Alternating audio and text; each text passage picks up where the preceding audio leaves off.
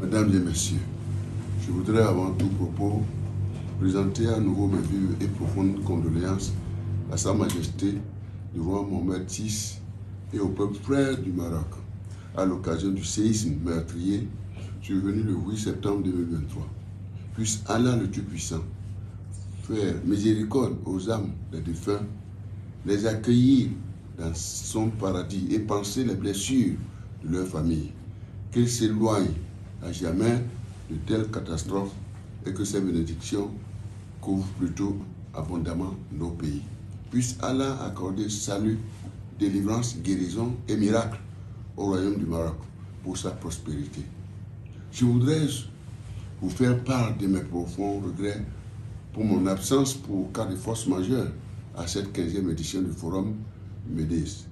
Cette absence vient trahir ma fidélité au forum de qualité qu'organise habituellement l'Institut Amadeus avec qualité et professionnalisme sur les réponses aux mutations et défis subis qui secouent notre monde contemporain. Je salue avec haute considération le grand leadership éclairé de Sa Majesté le roi Mohamed VI et sa sollicitude constante pour l'avènement d'un monde de paix et de justice. Je voudrais saluer avec respect M. Brahim Fassi Firi, président fondateur de l'Institut Amadeus et le haut management pour cette invitation qu'ils m'ont adressée. Je les prie de recevoir mes pieuses pensées et mes amitiés. Mesdames et messieurs, je voudrais à présent opiner sur le thème du 15e forum séparatisme, terrorisme, ingérence et instabilité politique en Afrique, sorti de ce terrible nexus fataliste. Afin de mieux cerner la problématique qui s'en dégage, en un premier temps, examinons ensemble les concepts de séparatisme, terrorisme et ingérence, puis nous aborderons la question de savoir s'il s'agit d'un inexorable enchaînement. Que comprendre du séparatisme? Plusieurs approches de définition sont proposées, mais j'essaierai de retenir celles qui me paraissent les plus proches de nos réalités africaines. Ainsi, selon le concept universel, le séparatisme s'appuie sur une démarche idéologique visant à couper l'individu citoyen de son cadre national. Il s'affirme contre la nation comme source d'identité collective en établissant des clôtures définitives entre les individus et les groupes.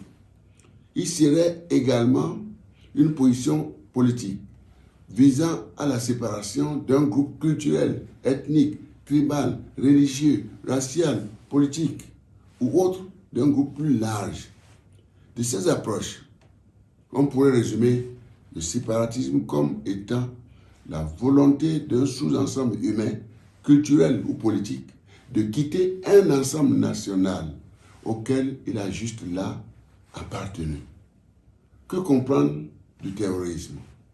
Le terrorisme apparaît comme l'emploi de la terreur à des fins idéologiques, politiques ou religieuses. Les multiples définitions du terrorisme varient sur l'usage de la violence, les techniques utilisées, la nature du sujet, l'usage de la peur, le niveau d'organisation, l'idéologie, etc. Il implique l'intimidation ou la coercition de personnes ou de gouvernements par des menaces ou des actes de violence qui peuvent entraîner la mort, des blessures graves ou la prise d'otages. On pourrait donc résumer le terrorisme comme étant également l'opposition d'un groupe d'individus à un ensemble plus large en vue de les détruire par la pose d'actes criminels provoquant la peur, la mort, etc. Examinons la question de l'ingérence. On n'entend pas l'ingérence, mesdames et messieurs, en droit international. Le fait pour un État ou une organisation internationale d'intervenir dans les affaires intérieures d'un pays tiers sans son consentement. Une telle intervention va à l'encontre de la notion de pleine et entière souveraineté des États. Pour cette raison, La Charte des Nations Unies du 26 juin 1945 a posé le strict principe de non-ingérence dans les affaires intérieures de tout État indépendant, article 27. Plus tard, le droit d'ingérence ou le devoir d'ingérence humanitaire n'ont pu rien enlever à ce principe. Cependant, la réalité internationale et notamment les rapports de force entre les nations ont plus d'une fois infirmé ce principe sacro-saint. À l'analyse de la marche du monde, on peut constater que le séparatisme, le terrorisme et l'ingérence sont partout des réalités. Mais force est de constater que ces phénomènes existent surtout en Afrique et y prennent un relief particulier. En effet, dans bon nombre de pays occidentaux, quand ils existent, ils ne sont plus que des stigmates d'un passé révolu. En revanche, peu de nos États africains échappent au séparatisme, terrorisme et ingérence extérieure. Et du reste, le plus clair du temps, ils sont tous les trois présents contribuant à la déstabilisation de ces pays. Car en vérité, ces trois phénomènes sont porteurs de conflits, de crises et d'affrontements, souvent mortels. Ainsi, dans le séparatisme, c'est une partie du pays qui veut quitter l'autre. Dans le terrorisme, c'est encore une partie plus ou moins importante qui s'en prend à l'autre au moyen de la violence et des menaces. Les facteurs objectifs de déstabilisation que sont le séparatisme et le terrorisme se trouvent particulièrement aggravés par l'ingérence. En effet, l'histoire politique de l'Afrique indépendante est faite de déni de bonne gouvernance, de paix et d'inclusion à l'origine, de coups d'État institutionnels et militaires, d'étouffement de mouvements populaires de libération. Cette gouvernance est souvent soutenue par des puissances étrangères décidées à maintenir sous le joug nos pays afin de continuer à jouir des immenses richesses que recèle notre continent. C'est donc naturellement que séparatisme et terrorisme et ingérence induisent une instabilité politique chronique en Afrique. Cette triste réalité dure depuis les indépendances et l'on pourrait être tenté d'y voir un enchaînement inexorable, fatal. Et pourtant, il n'en est rien. Mesdames et messieurs, comment donc sortir de ce terrible nexus fataliste? Notre continent, l'Afrique, est le berceau de l'humanité. Elle a donné naissance à la brillante civilisation pharaonique des pyramides, ainsi qu'au grand empire mandingue, Songhai, etc. Le déclin de notre continent s'est amorcé depuis l'esclavage, la colonisation, et ce sont les combats des peuples d'Afrique qui ont conduit aux indépendances. Nous devons avoir la claire conscience que ce combat de libération mentale, culturelle et spirituelle se poursuit inlassablement. Notre continent est dans un processus de réappropriation de sa personnalité, de sa liberté et de sa capacité à renouer avec son développement historique brutalement interrompu par la colonisation. C'est pourquoi les maux dont nous avons fait état et qui caractérisent son instabilité politique ne sont nullement une fatalité. Ils constituent une phase de combat nécessaire que mènent les filles et fils du continent pour sa désaliénation complète. En outre, notre continent fait face à un ordre politique, économique et social mondial, dont l'objectif reste de l'assujettir et de le maintenir dans la pauvreté au moyen d'institutions financières et politiques mises en place depuis la fin de la Seconde Guerre mondiale. Ce sont ces institutions nées au sortir de la Seconde Guerre mondiale qui organisent la gouvernance mondiale. Vous le savez bien, celle-ci a assis un ordre mondial foncièrement injuste qui consacre la suprématie des pays vainqueurs de la Seconde Guerre mondiale. Ces pays ont une position dominante au Conseil de sécurité des Nations Unies, avec leur droit de veto dans les institutions chargées de paix et de sécurité dans le monde. Par cette position dominante, ces puissances dirigent le monde auquel ils imposent un système économique leur permettant de drainer les richesses de la majorité des pays en leur faveur. Aussi est-il impératif de réformer cette gouvernance mondiale en procédant à la démocratisation du Conseil de sécurité et de ses mécanismes des droits de veto. L'Afrique, principale victime de l'ordre mondial qui prévaut aujourd'hui, doit devenir également le principal artisan de cette réforme.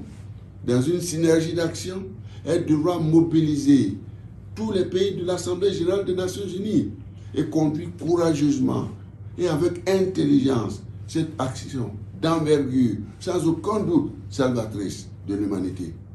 Ainsi, la politique en bloc de la chaise vide à une session de l'Assemblée générale des Nations unies pourrait sensibiliser les consciences pour l'acceptation et l'accélération de cette réforme des Nations unies.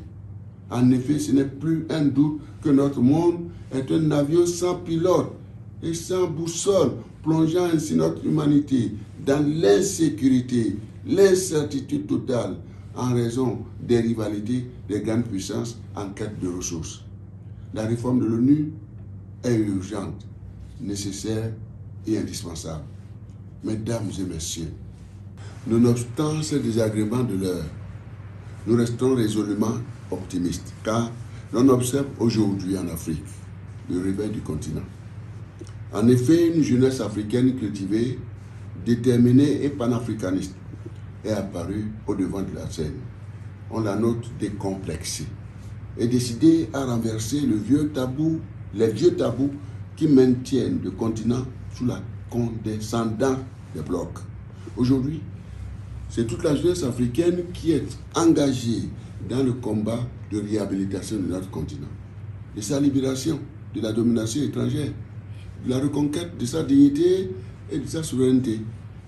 Telle une lame de fond, ce mouvement de refus de l'ordre ancien animé par la jeunesse parcourt le continent et l'on peut observer partout en Afrique des frémissements d'un changement qui pointe à l'horizon. Il s'agit là de prémices qui annoncent la renaissance de l'Afrique, de notre continent. Elle pourra, en raison des souffrances séculaires endurées, proposer au monde de nouveaux paradigmes reposant sur l'empathie, la solidarité, l'amour et qui feront, selon un proverbe africain, de l'homme le remède de l'homme. Dans le complexe politique actuel, la jeunesse africaine, par son dynamisme, son niveau exceptionnel d'éducation, son engagement et sa détermination, constitue l'espoir du continent. Elle rejette partout l'ordre ancien aliénant, exploiteur et liberticide. Elle a les atouts nécessaires pour mener à bon port ce combat libérateur.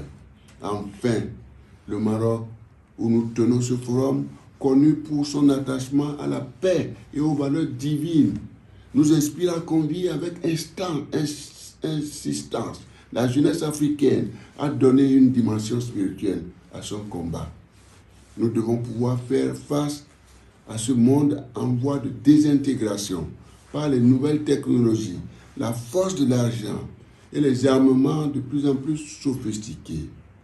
Dieu est l'alpha et l'oméga, le maître souverain du temps et de l'espace. Ainsi, nous invitons le peuple et la jeunesse africaine à marcher dans la foi et la confiance en Dieu, le Dieu de paix, le grand miséricordieux, dont les bontés sont inépuisables et la miséricorde illimitée. La foi lui permettra de construire au nord de l'Afrique, intégrer une gouvernance centrée sur l'amour, l'inclusion, la paix, l'abnégation et l'esprit du partage qui conduiront à ne laisser aucun citoyen ni région du monde sur le quai. Cette nouvelle vision permettra à l'humanité de mettre véritablement l'homme et sa dignité au cœur de la riposte, aux défis présents et futurs auxquels notre planète est confrontée.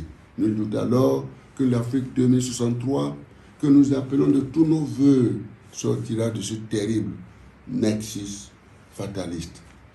Je vous remercie. Que Dieu vous bénisse.